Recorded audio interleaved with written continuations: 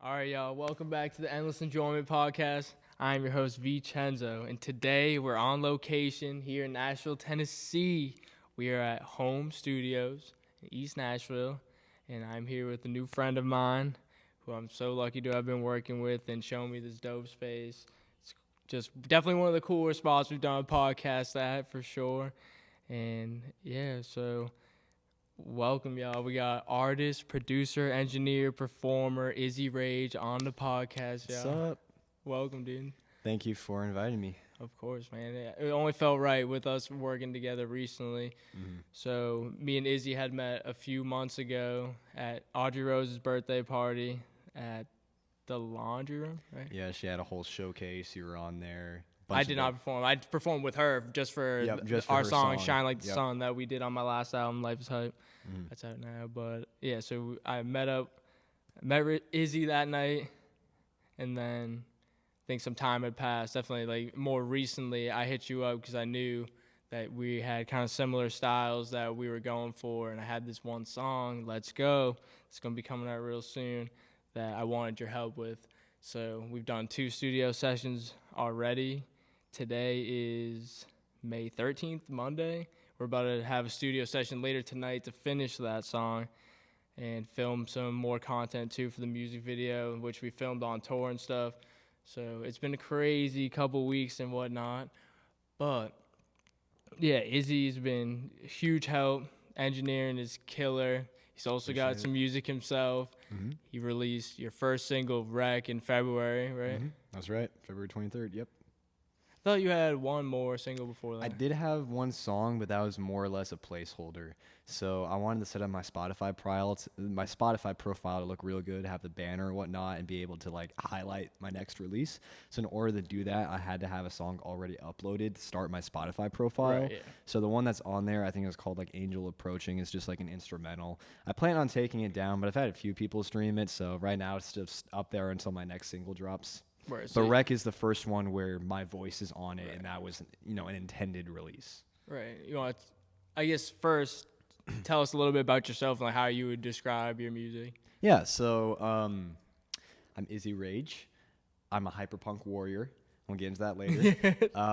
My music I refer to as hyperpunk, and I call it that because it's a blend of hyperpop mixed with EDM, mixed with rage styles and hip hop, and some harder EDM styles, but it's fundamentally punk music. The themes that I touch, the vocal style that I use is very much punk.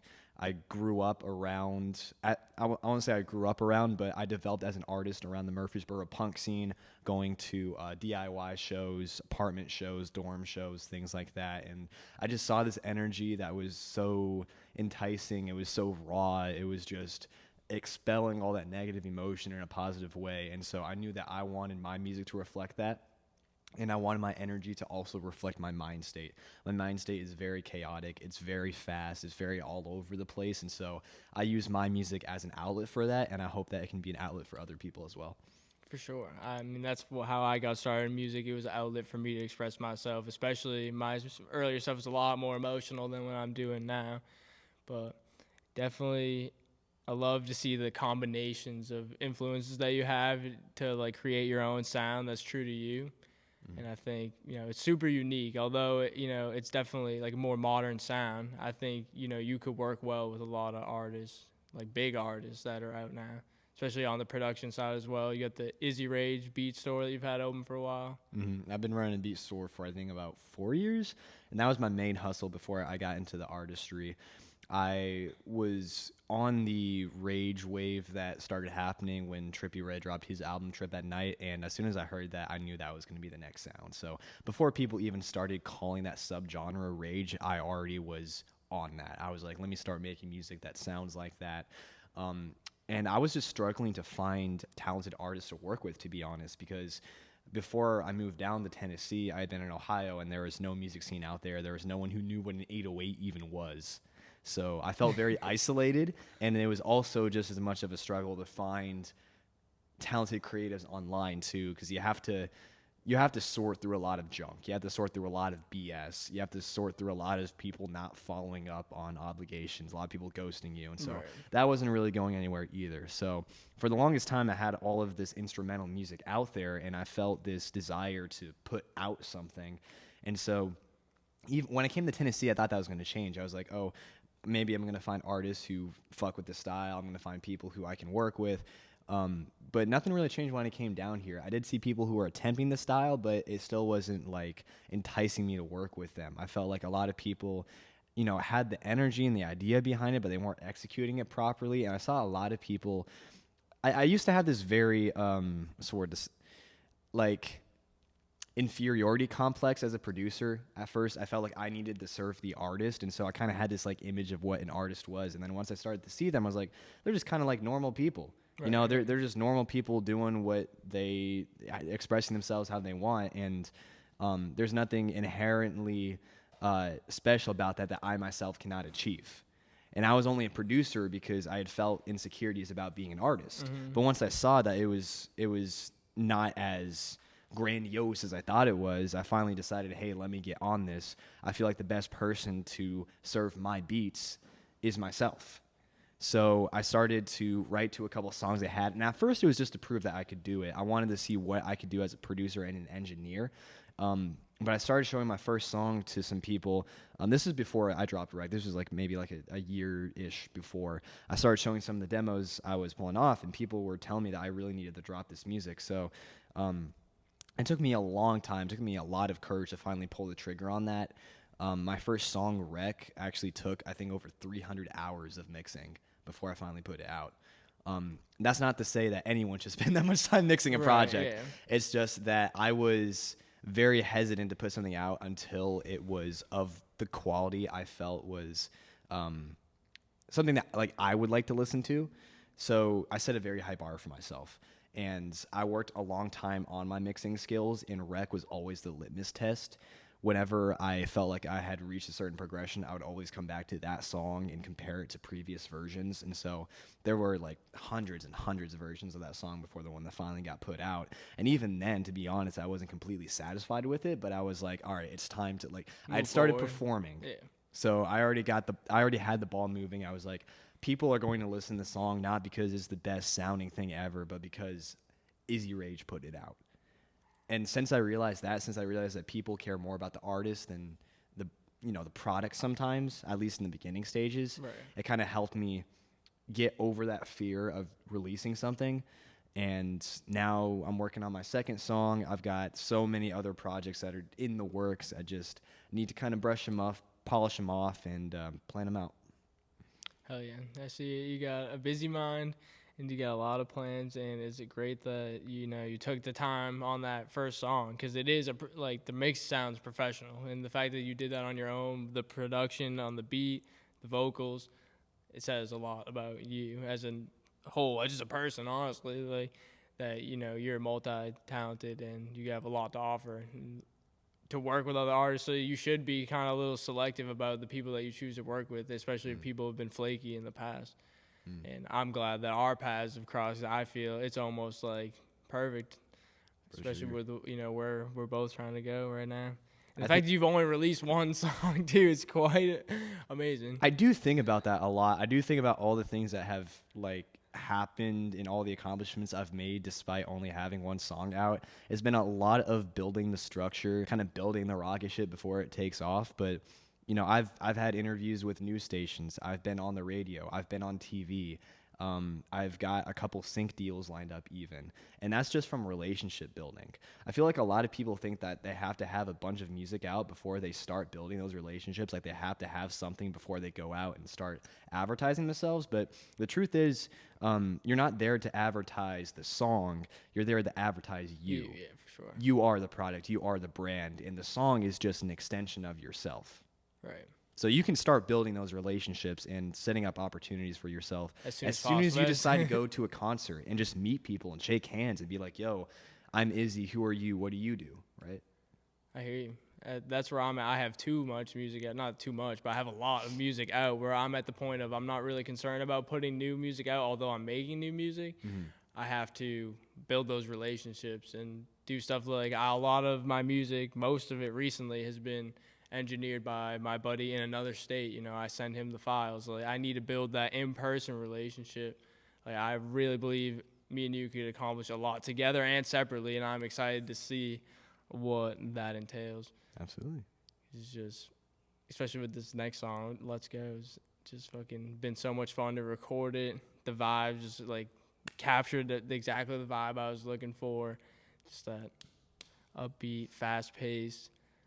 Just, I don't even know. But it's been fun recording that. So you got that. Let's Go coming soon. Rec is out now. You just graduated college. I did. You're not even 21. I'm not even 21. No, I'm 20. That's gotten me.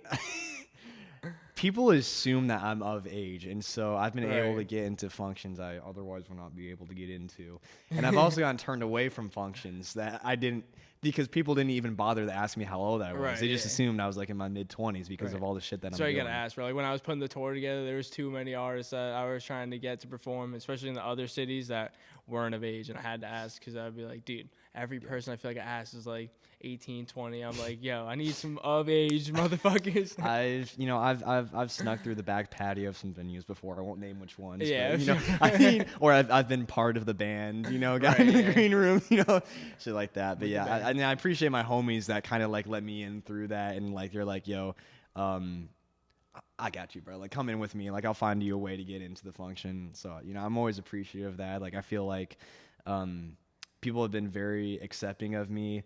And especially being so young, they've been very encouraging, very supportive, because they see the energy, and what I need most is mentoring, direction, people with experience. Right. And so I have a lot of friends who've been a huge helping hand in that regard. Hell yeah. But yeah, I did just graduate. Just got out of MTSU. I was there for 3 years, have my major in audio production, minor in marketing. It was a great experience. I felt like I didn't need college, but it was the path that I took, and it was definitely worth it. It showed me how to, more so than just the education, just how to build connections, how to build relationships, how that's to the most important part. Communicate, how to ask for things, how to say no, how to say yes, all those important life lessons out in the real world. It was kind of like this buffer into adulthood. And, I took that buffer very fast, 3 years. I'm not even 21, right? Fast, quick 3 years. But I wanted to get out into the industry as soon as possible. As soon as I got to college, I was like, I want to get straight to Nashville. I want to get my degree, get that done with, have the knowledge of what to do, and then start applying that very fast. Well, it seems like you're doing it. I hope so. So, yeah, we're at Helping Our Music Evolve Home Studios in East Nashville. And how long have you been working with them here? So they brought me onto their apprenticeship program in October, and they trained me how to run the studios, the live facility. What they're trying to do at home is a very unique thing. There's nothing like it in the world. It's essential. Their long-term goal is to have it be a nonprofit where creatives can come in and out, run the facility themselves, and just create dope stuff. The facility is here for us to utilize, not the other way around. They're not trying to profit from us. If anything, they're investing in us before they even invest in themselves. Like, we are the thing they're investing in. Right. So, for the current stage of the apprenticeship program I'm on right now, is they have me working events, and in exchange, they'll give me hours that I can use to monetize the studios however I'd like. So if they have some sort of concert going on or some sort of studio session, they'll hit me up and be like, hey, would you like to cover this to get some studio hours? I'll accept. I'll run the session. And that benefits me and them in so many ways. On their side, they don't have to pay someone to go and do that. They don't have to pay for staff. They can just give us hours, and that is our compensation. From our side, it lets us gather those hours, use them to monetize it however we want, so we can bring in our own clients. And we're not reliant on like a studio's client. We got our own clientele, and we've got the studio open to us, whenever it's available. In addition to that, whenever they have these events, and we get to make those connections, we get to expand our network. Like, yo, there's this guy who's, run this studio that I would have otherwise never met. And now I make that connection, and then I find out, oh, he's a sync agent, or I find out, oh, he he's a booking agent, or I found out he's any of these things. You know, we bring in people of all backgrounds, all occupations. So it's a great networking hub. When people ask me what home is, before I say it's a studio or a live event space, I like to define it as a networking hub for creatives, because that's fundamentally what's going on here. Hell yeah. It is definitely something unique. I've never experienced something like this, and I definitely would love to be a part of it in the future. We've only had a few sessions here so far, and you invited me out to the event, the listening party or the watch party for Foundation's new music video. Yeah. That was dope.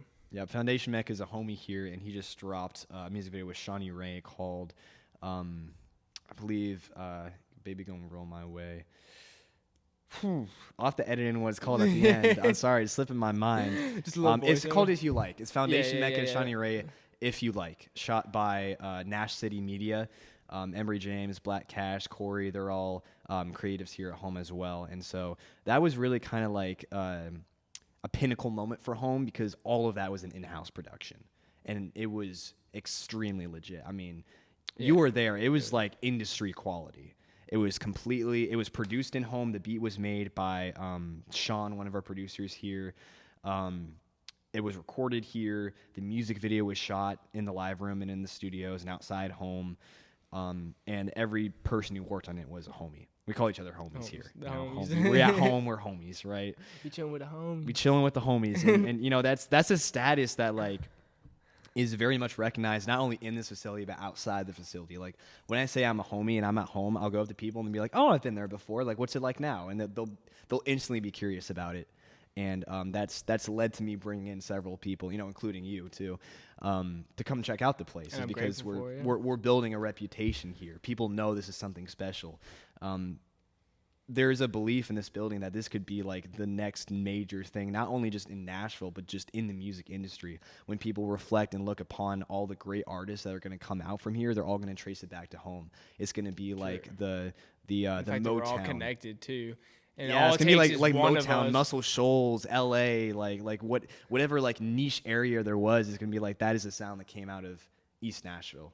And also, like you were saying before, like these artists they're just normal people. Like, and all it takes is one of us to do some crazy shit, and like it's all gonna be interconnected in a way where, you know, they'll still come here even if they're doing, you know, bigger numbers than they were doing before. Collaboration is the culture, and I absolutely believe that even when someone doesn't necessarily, like when home needs whoever more than they need home, that person is absolutely going to come back. I mean, there are people here who have their entire careers fleshed out. I mean, whatever we can offer, they have even more, but they still come to support it because they see how special this place is. It's just a fun, safe environment to, like, you know, to work with people. Full of opportunity. Full of opportunity, absolutely. It is interesting. I am blown away, honestly, by just working with you and being here. Is definitely one of the better things that have happened recently. Mm-hmm. And just, oh man, it's been a hell of a ride. I mean, so a little bit back to, like, you just finished college, man. Mm-hmm. At 21, you said, like, I kind of agree with you when you said that, like, networking is a huge part of that as well, because that's, to me, like, you could learn those things on your own, especially nowadays with the internet. You could not even have to go to school and pursue those things on your own and be successful with it. I've seen people do it, not go to college and be successful in the entertainment industry. But then, you know, I think those connections that you make at college and those experiences that you have are priceless. So there obviously is a price on that you have to pay. Yeah. Right? I know very well. I'm very much in debt. But one day that's not going to matter. And to me, like, someone asked me the other day, because my roommate, who I live with now in Nashville, we lived together all 4 years of college, and we were randomly put together my freshman year. And now he's like my brother. And someone asked me the other day, they were like, would you trade $100K for that friendship? And I said, no, I would never. Like, of course, $100K would be nice, but like some things aren't worth money for sure. Like, yep, that's my dog. That's my dog. That's my dog. How we doing? But yeah, there's so much that we could talk about. We want to tell a little bit about. We touched on the beat store, And you also got your own website too. That's all that you put together. That was the Hyperpunk Warriors. You said we're I gonna was get gonna into say that. we're like 20 more. minutes in the interview and no one knows why I'm wearing the Yeah, angel wings. right. Bro, I'm like, who There's- the hell is There's this guy some with the lore angel into that wings? shit, bro. Right? Yeah, yeah. I was reading it. It's like a story almost. Right? It's a universe. Yeah, it's a whole universe I've put together. So my art is a reflection of my life, and I tell it in a way that people can understand it. Which I feel like people can understand fiction and the surreal more than they can understand what's right in front of them in reality. Reality's confusing. But if you present it in this fictional lens, people can understand it much better. That's why I believe in the power of poetry so much, was because you can explain things in so more of a verbose detail than just saying it for how it is. And so if I wasn't an artist, people have asked me this question, what would I be if I was an artist? I would say a writer and a poet, you know? That's the way I like to communicate. Right. So Hyperpunk Warrior is an art project that I'm putting on.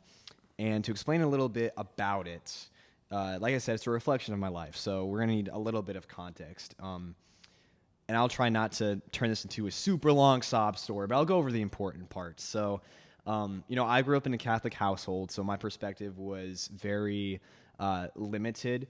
I was very sheltered. Not to say that was necessarily a bad thing. It just meant that I didn't see much of what was out in the world. And as a creative person, as an artist, that's what I needed. I needed exposure to things to reflect upon it and to communicate it. And I was never afraid of the dark things out in life. I was very pulled into themes of mortality, themes of suffering, themes of life and death, because I feel like it's a strange fascination, but it's something that I feel like we all need to remember because like if we don't appreciate the fact that this will all end one day, then what exactly is life to us? Right. It's the reason why it's so special is because it has a beginning and an end. So that's the thing that's in a lot of my art is themes of mortality. But back to what I was saying about like my upbringing, my parents, and I love them so much, and they've been very supportive of me ever since I started this art project. But I was often censored with my expression in the household because they didn't understand it. Because I've always said to my family, I'm not in the business of censoring myself. Exactly, yeah, and that's a conversation that we've had to have many times, because I like to be a raw reflection of humanity and the human condition. I don't want to censor that. I don't want to pretend like it's all happiness. I want to express that there are dark sides of it, right? And people need to be aware of that because they need to know how to navigate it, right? So, I went through some, I would say, traumatic events in my childhood, not a result of the household necessarily, but of external factors. I was a military kid. I moved around a lot, so I would constantly lose relationships, have to adjust to new areas. I was constantly like the new kid or the weird kid who created stuff. I didn't really find any people with a similar creative passion that I had, so I felt very isolated. I felt very alone, and that left me very vulnerable. So it led to me having a very low self-esteem of myself. And that would often materialize in having fits of rage, having angry moments, cursing at myself, things like that. So that's kind of where that's one of the origins of the name Izzy Rage. It's, it's not just the anger. music. Yeah, not just the music, but also just the general attitude. I'm glad that you touched on that. Yep. Alex, I was going to ask that. But yeah, that's there's two origins. It seems like it could be a simple answer, but it's not. No, it's not. Nothing's a simple answer with me. You should know that right now. But so Hyperpunk Warrior is a story about living in a universe that's not meant for you. So Izzy Rage was created by this organization Alpha, and you've read up on the lore. If anyone would like to get a deep dive into it, go to hyperpunkwarrior.com. That's where I have all the explanations, all the lore, all the music. It's all interconnected. The music, the social media, the videos, the website, even my live concerts. in my live concerts, we have chapters of the lore. So like I have audio skits in the beginning that explain like here's what's happening on the story. When Izzy Rage performs, that's a character performing. It's not Izzy Clenda the person, it's Izzy Rage the character. So he's a hyperpunk warrior. He was created by this organization Alpha to slay interdimensional demons known as the Void. The Void are these creatures that corrupt souls, and they take many different forms like anxiety, hostility, vanity, kind of a seven deadly sins type vibe going on. And he's sent out there to slay that. Now, the thing with the Hyperpunk Warrior, it's a species, and their powers, their angel powers, are based upon their obedience to their maker, Alpha. The thing with Izzy Rage is he was born with a genetic mutation that allowed him the power of free will. And he uses that free will to rebel against Alpha and his duties as a hyperpunk warrior. And that's why the wings are black. He's a dark angel. He's kind of like a fallen angel. And the theme of that comes from the idea that perfection doesn't exist on Earth. And that's another main theme in my music is the idea of perfection. It doesn't exist. It's a concept that we have in our mind that doesn't exist within Earth. So if you see an angel on Earth, that means it's not perfect. It's a symbol of perfection that's a complete lie. And that's what Izzy Rage is meant to represent. He's not supposed to be an example of what to be. He is the bad guy. I am the bad guy in all of my music. Right? He's very hostile, quick to violence, very what's the word? I don't want to say it's not ambitious. Erratic is what I'm trying to say. Very erratic, very impulsive, and those are all kind of summarizing the worst parts of my personality and putting a spotlight on them. And that's something that one of my professors said is if you want to go famous, take the worst parts about yourself and highlight it. Right. So I think people like Eminem have done that. Yeah, I mean, look at any celebrity and start to think about it. Like you know, you think about Billie Eilish or Lil Peep or Juice WRLD or like any of those major personalities, whoever they are. It's like, do you think those are the parts of the parts of them that they're putting out on stage? Do you think that's the part of them that they want people to love and accept, and that's the side they show to their family? It can be a little detrimental at times. So I think even when Peep was like having like good moments, like the management wanted him to keep making sad music. Right. You know, it's like exactly. That's what was sad. That was his brand, right? And you know, attention feeds off of controversy and negativity. And so the trick is to take that and to present it not as like I said, not as an example of what to be, but as an example of what not to be. And I'm okay with people not understanding that. You know, half the people who see me love it and half the people don't understand it and think it's ridiculous and think it's cringe. And I'm completely okay with that because I am 100% honest in my expression with myself.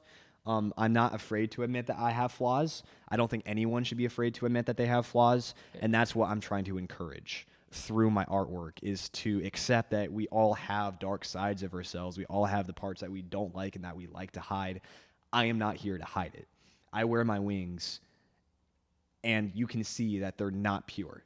You know, I am an unpure person. Izzy Rage is an unpure being. But everyone likes to root for a rebel. You know, everyone likes to root for the underdog, right? Because what is a story without some sort of overcoming of an obstacle? And so that's kind of the energy that Izzy Rage puts out is he accomplishes his goals, and sometimes they're selfish goals, but he accomplishes them in a very chaotic manner. And sometimes that can come at the expense of himself. And I think that's a feeling that a lot of people can relate to is sacrificing yourself to accomplish some sort of greater good. And sometimes you want to go towards that, you want to achieve the greater good, and sometimes you compromise yourself in that process. So sometimes you run away from your responsibilities, just like Izzy Rage runs away from his responsibility as a hyperpunk warrior. It's deep, brother. It gets very deep, man. There's an entire album about it, which I'm working on right now. Hell yeah. And each song is kind of a Is stage. it called Hyperpunk Warrior? A future project may be called that, but the one I'm working on right now is called Adventures in Dimension Love. And the concept of this album is that it takes place in a separate dimension than Dimension Alpha. Dimension Alpha is where the Hyperpunk Warrior created. Dimension Love is a a place that Izzy Rage is not supposed to be. He's sent out on a mission to destroy the void, but he gets a little sidetracked. So he ends up in this place called Dimension Love, where he essentially succumbs to temptation. And Wreck is a point in that story. So Wreck is essentially him meeting himself through other people and realizing that he's not necessarily the best influence. You know, I feel like we make connections with other people because we're trying to find the best parts of ourselves and balance out the worst parts of ourselves. If we were to meet a million versions of ourselves, it would be too chaotic. I don't think any of us would want that. And so that's what Wreck is about, is life's a wreck, but I'm happy to meet my kind, speeding down the road, lucky just to be alive. It's about giving yourself away to people who don't deserve your time and energy. And so that's where the story starts, and it'll progress over the story to him being constantly pulled into this temptation, fighting to be his own person, but at the same time trying to find stability in that journey until by the end of the album, he returns to his origins. It comes to accepting who he is. And all of this is a metaphor. Everything I've explained is a huge metaphor, right? It's like Izzy Rage being a hyperpunk warrior represents the expectations that I had growing up in, a high-achieving family, very privileged upbringing. And so what comes with that is huge expectations that sometimes I'm afraid to meet. Right. And then him going to... him being sent out to destroy demons is like, all right, you're out to spread good into the world, right? And then the whole idea of being a dark angel, a fallen angel, is like, sometimes I can't always do that. Sometimes I make mistakes. Him going to Dimension Love is him being distracted from his journey, which happens to all of us, right? And then it all wraps up in the end.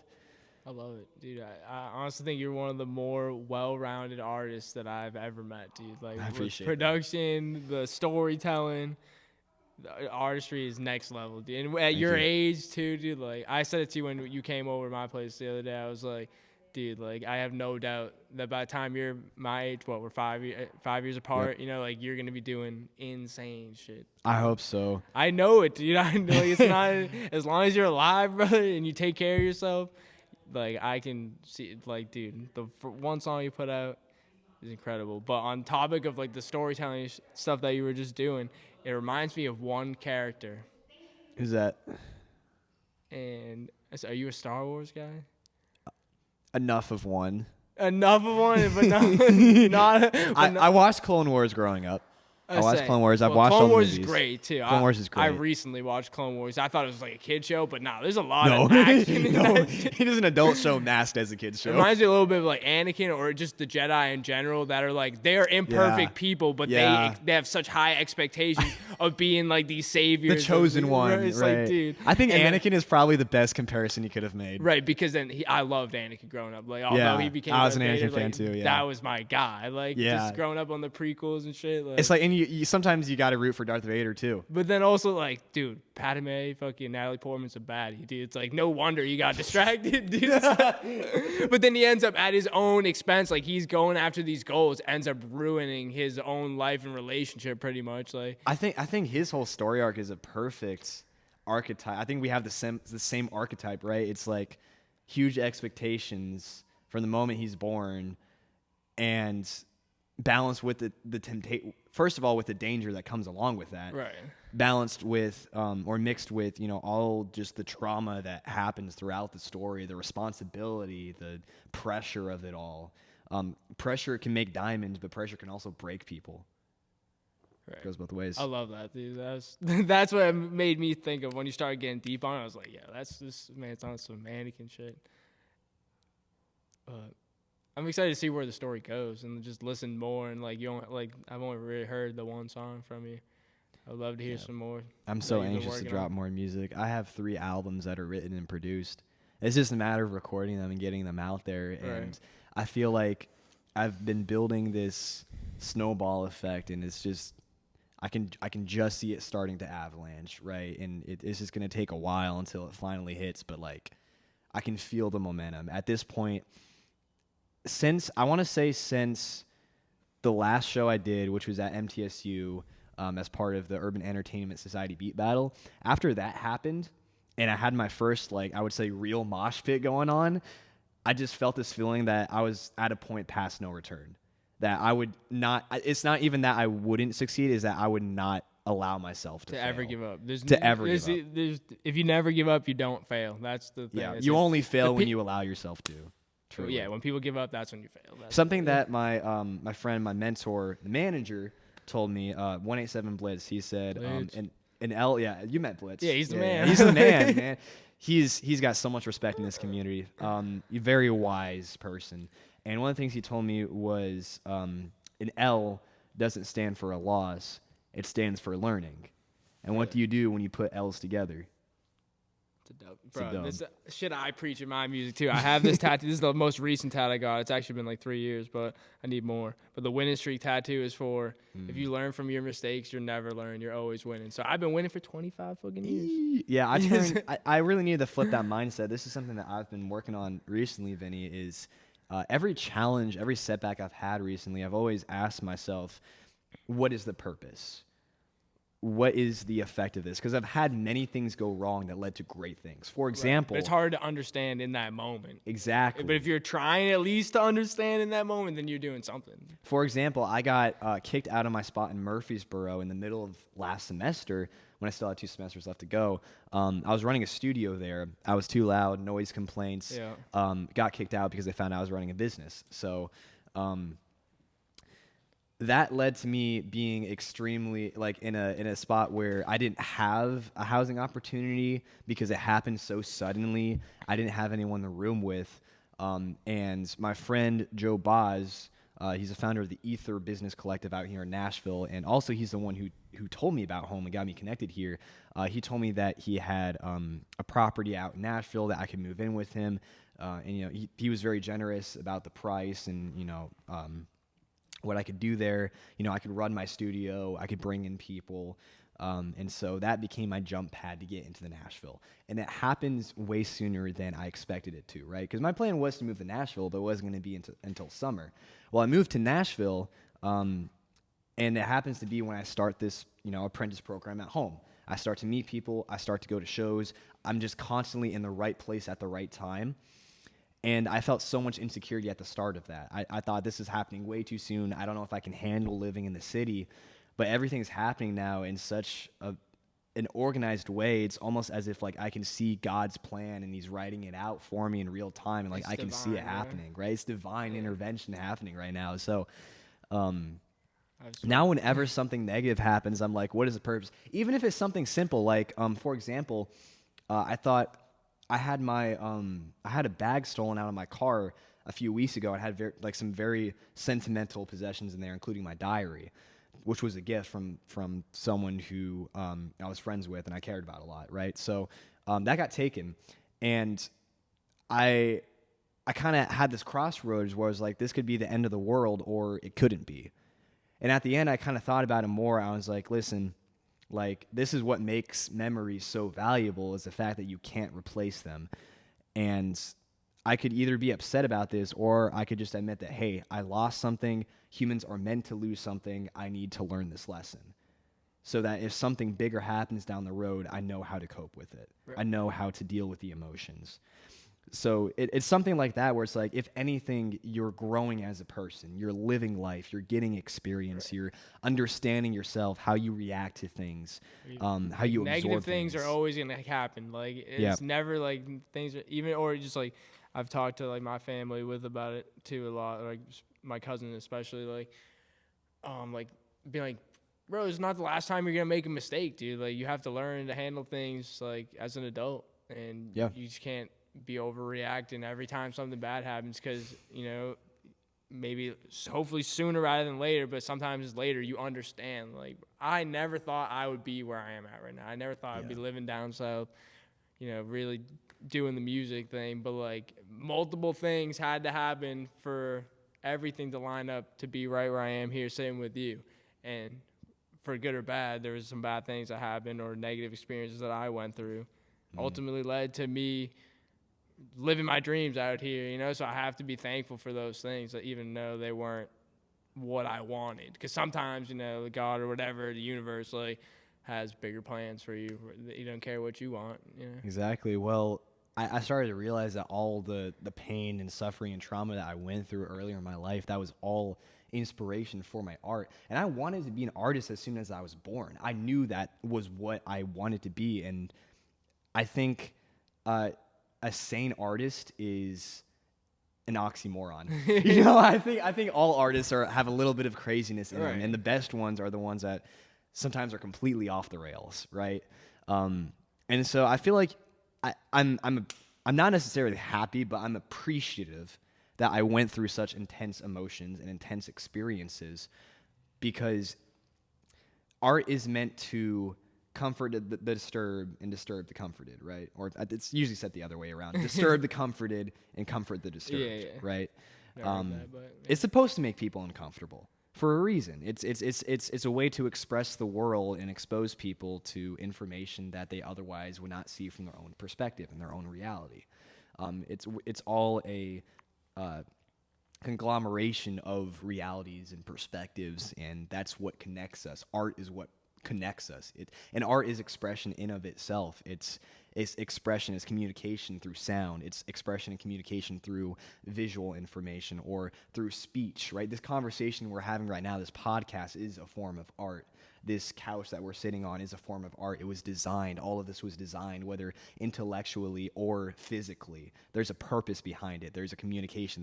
There are feelings that are associated with it. It's all everything all at once. And the more exposure you can have to that, the more inspiration you can draw from, the better artist you're going to be. Now, I'm not saying to go and fuck up your life, but I am saying take everything that happens to you, absorb things that happen to other people, listen, empathize, and you will be a better artist. If you start to understand that everything has a purpose, you'll be a better artist. You also made me think of, sometimes you have to go through things yourself to understand. But if you could watch somebody else go through it, and then you might be like, maybe I shouldn't do that, or, I'd never want to experience that, and do your best to avoid going down the same path. I write about other people's stories frequently. Sometimes when I'm kind of in a creative block and I feel like there's a story I want to tell, but I can't draw from my own experiences, I'll think of a friend who I talked to, or I'll think of a character from a show or an anime that I enjoyed, or I'll think of a what-if scenario. What if this happened in history? What if this happened in my life? Or some manifesting type how did this person feel about it? I mean, I have several songs where, once again, I said I'm the bad guy, and I'm like, how would the other person feel about this, and what would they write about? So I do that frequently, too. I like to change perspectives in my music. Because from some person's perspective, maybe another bad guy, you're a good guy, that too, yeah. I mean, we're all flawed, and it's all a matter of perspective. And once you start to think outside of your perspective, life becomes a lot easier. You start to understand that people don't see the parts that you hate about yourself, or they love the parts that you hate about yourself. Like, for example, your worst flaw is also your strongest superpower. So, for example, one of my biggest struggles is, like I mentioned before, my erratic behavior, my hyper-stimulated brain. But I use that in a way that goes with the grain and not against it. I use that so I'm super productive. And I'm constantly thinking of things, so I'm super productive. I'm super energetic in the room, right? I want to be the person that feeds the energy into the room. I want to spread positivity. And sometimes that means not thinking about what I say or do. Sometimes I just feel like standing on a table and I'll just do it because that's just what I feel like, So sometimes that erratic behavior is what makes my personality. And people will be like, oh yeah, Izzy, he's that guy that stands on random things at random moments. And it's just that's a part of me that I've not always been in love with. But other people may appreciate and be like, oh, Izzy, he talks really fast and says funny shit, and he's the life of the party type shit. For better or for worse, you're authentic, dude. You're exactly raw, like you said. That's what I want everyone to be, man. Is just be authentically themselves. Those are the people who I connect with. That's why I connect with you so well, is because I can see that you're not hiding anything. You're not masking anything. You're not trying to be fake. You're not trying to appease anyone.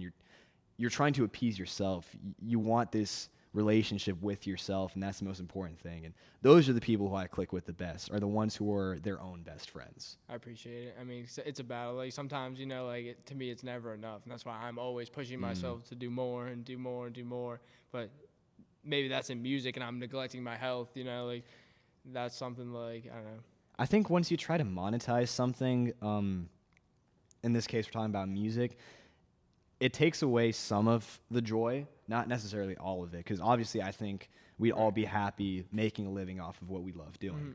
However, we do kind of lose it as an outlet sometimes, and we start to take what we love doing and start to place expectations on it and say, if I can't accomplish this, then I'm not worth it. Then I won't be able to succeed in what I want to do. When at the end of the day, you should just be having fun. Like, exactly. Instead of worrying about monetizing it. And, like, that's what I think Let's Go is a great representation of, like, I don't give a fuck if anyone else likes this shit. We had a ton of fun recording it. Exactly. And I hope y'all enjoy it, too. Yeah. That's like, but if you don't, literally could give a fuck if you don't. I think one of the most fun songs I ever recorded, actually I did just yesterday.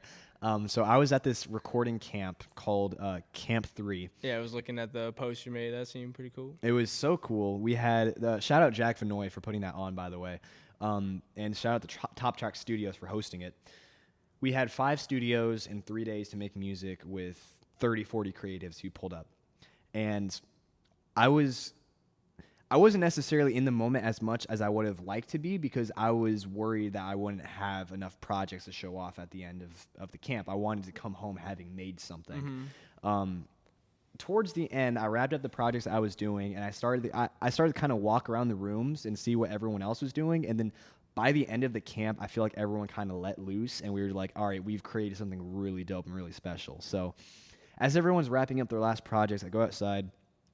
This producer who goes by Luke, he was at this station. It was in the lobby of the hallway. It wasn't even one of the studios. There's this lobby, and then there's this, like 5 different entrances of 5 different spaces.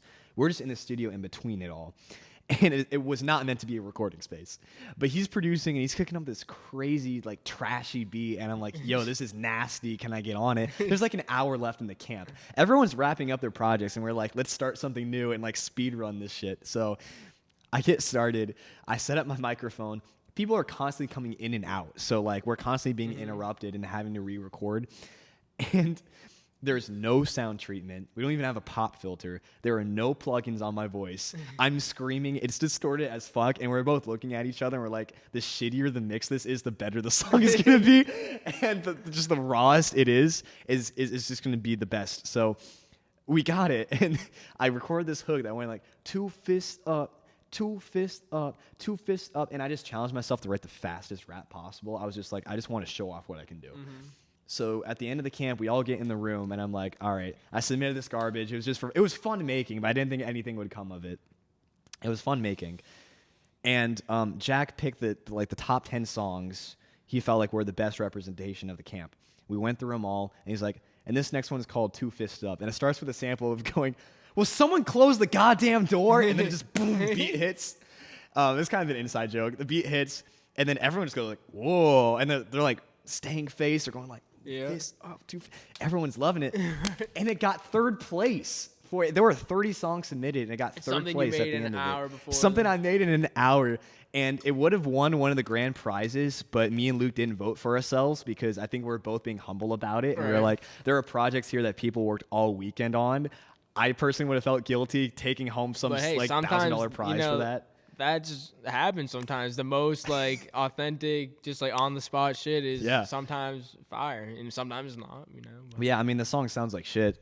It's still fun though. It's fun to listen to. It was fun to create, and like I might just put it out, even though it's not like high quality. It's just like it's something that was fun, and I think other people find it fun too. It's just got that raw, authentic energy behind it. I'm planning on performing it this Friday because a lot of my camp mates said that they would pull up to the show. So. Something will come of it. Dude. Yeah. But you want to talk a little bit about what you got going on Friday? Yeah. So Friday I'm putting together a hardcore showcase with Self-Inflicted, Decay, and Violent Void, and we're playing at a skate park in Nashville. It's gonna be a 2 River skate park, starting music at like around 8:30 or whatnot. And this will be the first time playing with hardcore bands. Like a struggle I've had is finding what lane I fit in, because there's a little bit of hip hop, a little bit electronic, a little bit of punk, but fundamentally I want to have associations of punk. I want to play with hardcore shows. I want to play with hardcore bands. I want that raw energy. So this would be my first time experimenting with that. So I'm very excited. All of these bands are very talented, and they're at very similar points in their musical journey that I'm in. So I'm really looking forward to it. I feel like something will click at this show. I have good feelings about it. I feel the momentum rolling. So it's going to be a great time. It's going to be fun nonetheless, no matter who shows up to it. And just looking forward to making them bigger and bigger and, growing the fam. Hell yeah. Dude, I love how earlier, though, you mentioned that you were very inspired by the album Trip at Night, which is an album that I credit, in my inspiration for my newer music, too, as well. That album's just a fucking moment in time for me, at least. I was, right after I graduated college, that album came out, and I was traveling. I went to the Lyrical Lemonade Summer Smash by myself, just flew from Boston to Chicago, and was just out there vibing. I made some friends that I was hanging with, the whole time. But just, experiencing that on my own, the album had just dropped, too. I'm pretty sure, that Friday that I was at the festival, too. So I'm, jamming that all day, getting ready to go to the festival and shit. And it's just, a moment. But, who are some of your other, biggest influences? I would say early influences would be Linkin Park and Eminem. It's kind of the cross of the hip-hop punk side of things. Mm-hmm. As far as hyperpop, Aries was my into the hyperpop scene. I discovered him on YouTube, and he was the first hip-hop artist who I fell in love with on the melodic side. I think I discovered him long before I discovered Juice WRLD. But then when Juice WRLD started dropping, that was really what got me into this whole lane of emo rap. For sure. Him and Lil Peep. I also listened to Lil Peep a lot. Trippie Redd was another artist I listen to frequently. Currently, my biggest influences are Veo and Rory404, who had a collective called Gorset, and they kind of take the fusion of hyperpop and punk and just turn it up to 11. And they really represented the chaos that comes in my music. I just loved how raw they were and emotional they were. Their voices are just so dynamic and so energetic, and that's really who I modeled myself off of vocally. Was them, Aries, a little bit of Juice WRLD, a little bit of Lil Peep, but all of them collectively kind of coming together and having this punk tone behind it all. Hell yeah. You ever see any of them live? Let me think. No, unfortunately. I saw Juice WRLD live. I was very lucky to see that. Yeah, that's very lucky. Yeah. One of the best nights ever, dude. Such a great time. Yeah, that's one of my regrets. I never got to see him perform. But, I'm hoping I can change that for the other artists I look up to. Because at the end of the day, after Juice passed, I realized that I shouldn't take anything or anyone for granted. Right. If you get a chance to go see a show, fucking go. Do it. Yeah. I've seen Trippie a couple of times. I think because I know he was on tour with Travis Scott for the Astroworld tour when that came out. I want to see Post Malone. He's another one of my biggest inspirations. Just his songwriting. Posty. And it's super versatile. Super versatile, super authentic, I really look up to him in many ways. It just seems like a great person to hang around and just positive. Yeah, exactly. Despite, whatever, negative thoughts that he has, or I feel like I can relate that to you. For someone that has very dark themes in the music, you're such a cool person and just fun to be around. I appreciate that. Yeah. That's more my older music is a lot more darker. Now it's more of just if I talk about dark things, it's just because it's only bringing me closer to the light. That's I love contrast. I mean, you can even see it in the fit I'm wearing right now. I'm in all white and pink, and then I got these black angel wings, and you'll go on my profile and see pictures of me all bloodied up. And I love things that are cute and edgy at the same time. It's just it's just this weird combination. I think art in general is built off of contrast, right? That is one of the fundamental building blocks of it. So it's kind of like Chucky's little doll, but he's a fucking murderer. Yeah. Yeah. Or maybe you could chalk it up and just say, I'm inspired by FNAF. I don't To what? What is that? Huh? What did you say? I'm saying maybe it's the FNAF effect. What's that? Five Nights at Freddy's. Cute and dark and edgy at the same time. I'm super into analog horror for that reason too. I'm not big on horror, but I did see a little bit of the movie that came out recently. like the end of it. I caught my roommates watching the end of it, coming home Yeah, one night. yeah. That in the lore, I don't know. I shouldn't. I should stop talking about this before people like, are like, Izzy Rage. Oh, he's a guy who's inspired by Five Nights at Freddy's. But that's just an example. Like when I'm trying to. If that's all explain people what the get away from this contrast, podcast, they're fucking crazy, dude. yeah. Honestly, just throw away everything I said. Like, yeah, FNAF, great series, whatever. But no, I was super. But what I will say is like the analog horror genre, I am very inspired by. Like, digital horror. And one of my big themes in my music is, I know there's a word for this, and if anyone knows it, please let me know. But it's the idea of electronics being sentient, like living creatures. So in my music videos, I like to smash electronics. In my music video for Rec, I took this TV, painted it red, took a jackhammer to it, or sledgehammer to it, and then we painted red paint on it to make and punched holes in it to make it look like it was bleeding. And it's the whole idea of like overstimulation, killing electronics and all that fake shit that's out there. You like the Matrix? You fuck with Neo? I bro? fuck with Matrix. Yeah, Dude, I fuck with Matrix. Matrix I recently watched like a couple years ago when I was in college, dude, for the first time, and I was like blown away. I was like, holy shit. Cyberpunk Edge Runners is probably my favorite anime. I'm very into cyberpunk stuff as well. I think Matrix would kind of fall under that category as well. So yeah, definitely into like sci-fi, cyberpunk, dystopia, shit like that. Big themes.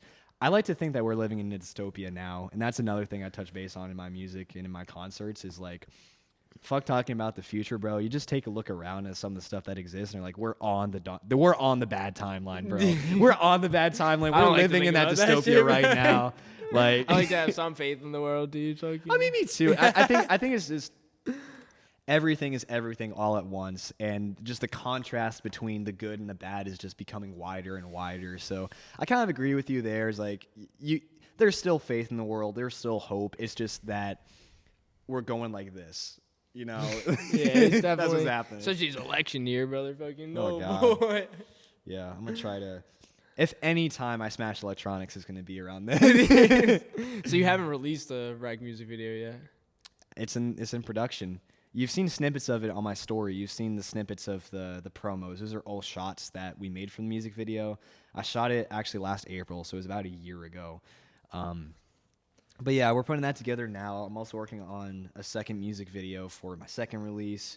So there's a lot of visual things that are going to come out soon, and that's the part I'm really excited to get out there because as of now, it's all been theory and headcanon, but like once I actually start to put visuals behind the whole story of Hyperpunk Warrior, I think people will kind of, it'll click for them, and they'll be like, oh, this is what he's talking about. I didn't even honestly know it was that deep, so I checked out the website today, dude, and we're having this conversation right now. I was like, damn, dude, which is... A lot of shit lives in my head. That's what I'm saying, man. It's just like so many people want to know what it's about, and that's so exciting because they are working off of nothing except for what I tell them. Like, it's literally just my dreams alone have been inspiration for people to talk with me, interview me, take interest in me, support me, invest in me. And I don't even have much of a product out now.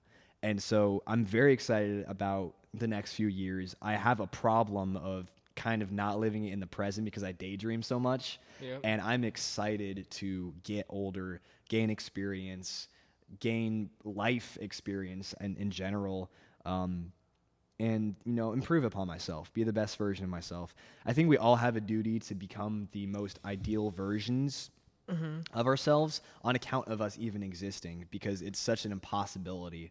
That's why I think like everyone should love themselves unconditionally and embrace good change, embrace yourself developing as a person, accept good habits, practice good habits, strive towards being a good human for everyone. I feel like it's a duty more than it is an ideal. It's like we exist, so let's make the most out of our existence. Hell yeah. I love that, dude. So anything coming up next? Like, what do you got coming next? My second song is going to come out, and it's going to be called Blood Rush. It's a bit of a crowd favorite at my concert, so I figured I'd put it out. And then the music video for Rex should be coming soon. I want to say both those things will be accomplished this summer. Blood Rush will probably drop in mid to late June. If not, then definitely by early July. My album, I'm definitely going to put out by the end of this year. Hell yeah. I'm going to make that promise to myself right now. Let's do it. Love to see it. I Thank you, appreciate you Henry. coming on the pod, of course. Absolutely. It was a great conversation, man. And I just love getting to know you more and looking forward to working with you more. We got a studio session tonight. Mm-hmm. It's just great things are happening. We out here in Nashville, Tennessee. Like I was saying, dude, just for your age, man, you've already accomplished a lot. And yeah, I can see like the big dreams that you have that you're bringing into life. And I just respect the shit out of it. And I love to see it and want to see more of it. And shit, man. You will. Big future ahead of us. That was a good hour right there, bro. You Let's said go. you couldn't do an hour. Hey, we'll take the best parts. Yeah. I think I rambled on for a few. Nah, I think it was great, man. It was great. I really enjoyed it. And shit, man. Yeah. I just wish you all the luck. And I know you're going to be successful. Thank you, bro. I appreciate that. Same back to you. Much love to you. I appreciate it. Much love. Yeah. Anything else you want to say before we sign out of here? Much love to Vincenzo, Endless Enjoyment Podcast. You're Shout out to Home, helping our music evolve. Shout out to Rage Crew. I didn't get to talk much about them I in meant this to ask you interview. about that. If you We'll want have to do a follow-up. Yeah, We'll do with a the Rage follow-up. I'll Crew. bring them on the podcast. But yeah, those Oh, are my yeah. homies. That's my team. Thanks to the fam. Thanks to God, Lord and Savior. And yeah, have a good one, y'all. Much peace. Oh, yeah. Much love, y'all. Enjoy. Thank you. Enjoy. Last record, I'm happy to leave my car. Speeding down the road, but